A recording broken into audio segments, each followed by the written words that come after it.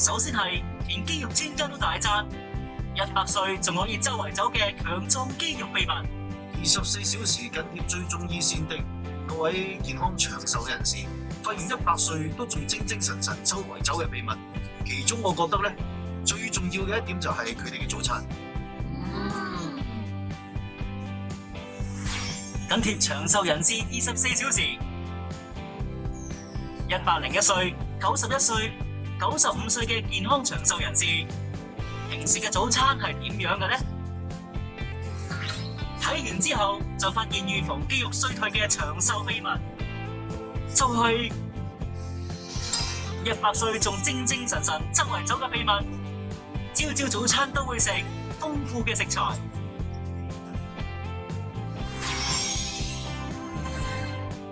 想請問你今年幾多歲啊？幾多歲啊？我101歲啊101歲啊？係啊，仲有我太太都已經96歲啊！吓，96，好犀利啊！呢位伯伯已經101歲，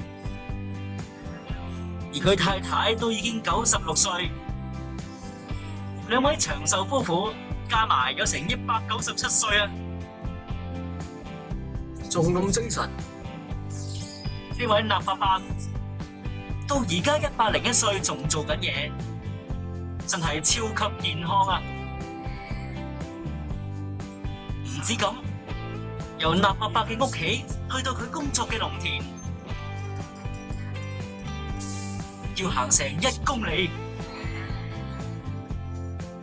最驚人嘅係喺目的地附近有條好斜嘅斜路，條路相當難行。101歲嘅長壽人士納伯伯，每日都會來回呢條路2次，加埋每日行成4公里㗎。咁咪行翻屋企食飯咯。伯伯啊，你日日咁樣來回行去塊田度，你唔辛苦嘅咩？唉，冇乜嘢啫，冇乜嘢啫。行多啲路先好啊！去到101歲都咁強壯，日日精精神神周圍走，唔知佢平時早餐食乜嘢嘅呢？我哋將攝影機放喺睡房、客廳同埋廚房，觀察佢24小時嘅生活係點。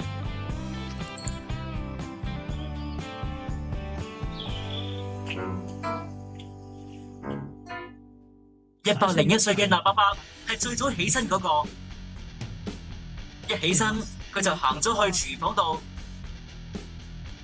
唔知道係咪由佢負責煮早餐嘅呢？10分鐘之後，太太都起埋身啦。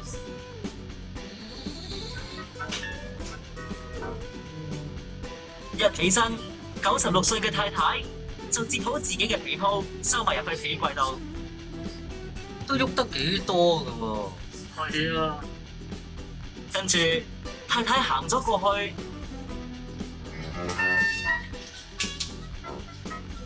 納伯伯身處嘅廚房。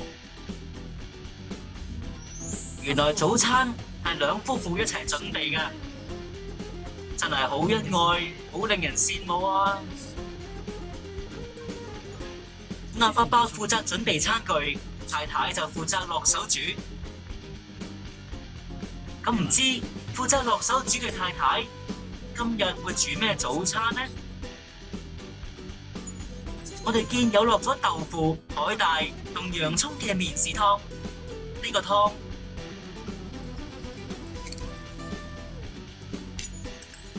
仲會打多隻蛋。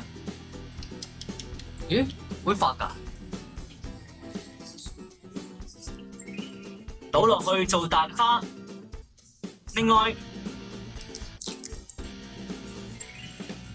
都會打隻蛋落納豆度。成份早餐見到有好多道菜都落咗雞蛋嘅。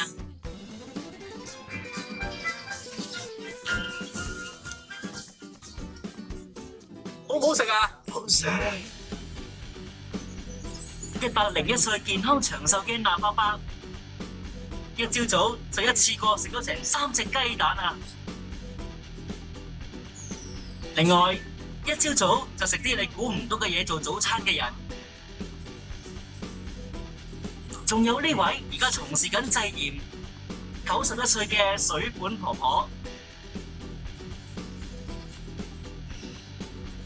佢嘅身體肌肉好強韌，連製鹽咁嘅體力勞動都輕鬆勝任。我哋一於睇下佢平時早餐係食咩㗎啦。91歲嘅水本婆婆，一朝早就食㗎啦。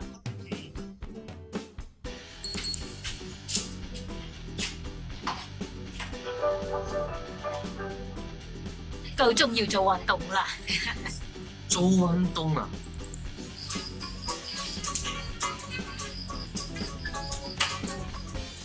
水本婆婆朝朝都係對住塊鏡做運動㗎，大家睇下，明明91歲仲企得咁直，伸直腰做運動，姿勢擺得好好喎。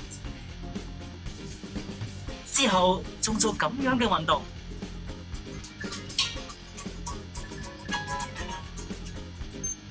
用腳尖企。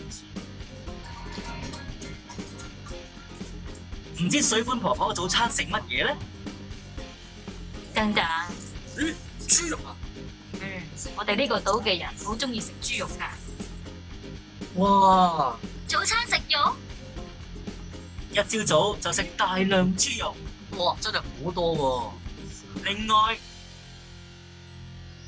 仲有落咗大量海藻嘅煎蛋。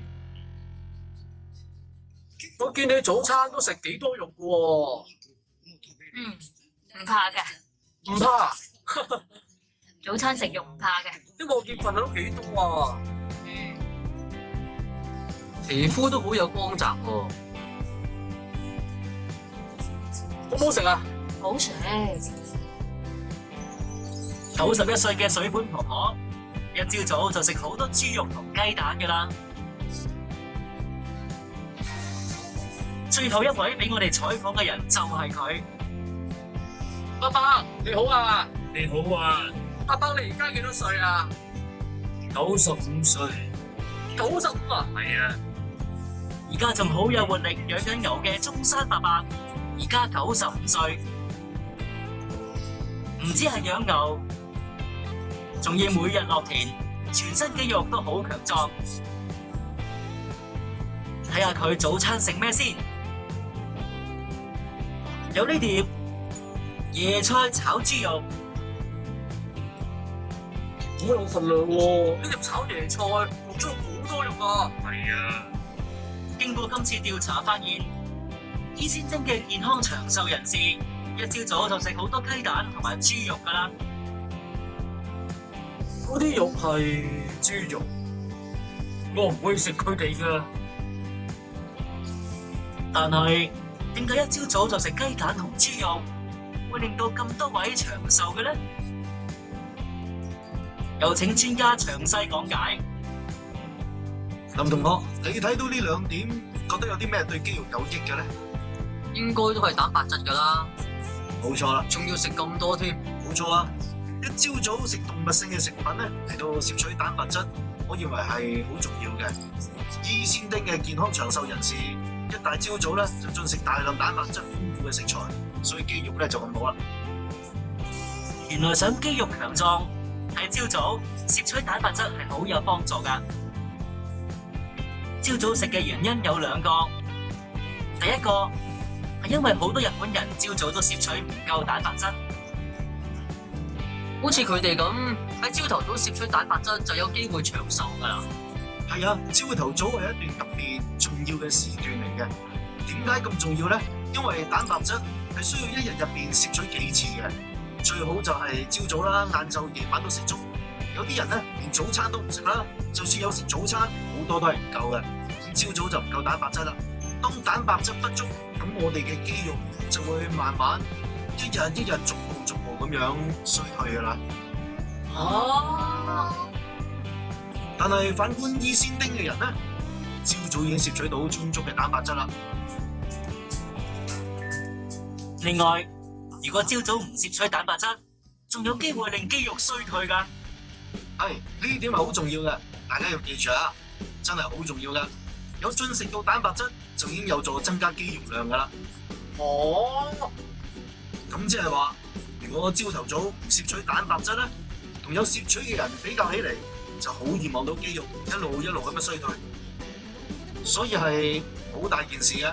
哎呀，所以兩位同學，你哋嘅肌肉應該已經開始一日咁樣慢慢衰退㗎啦。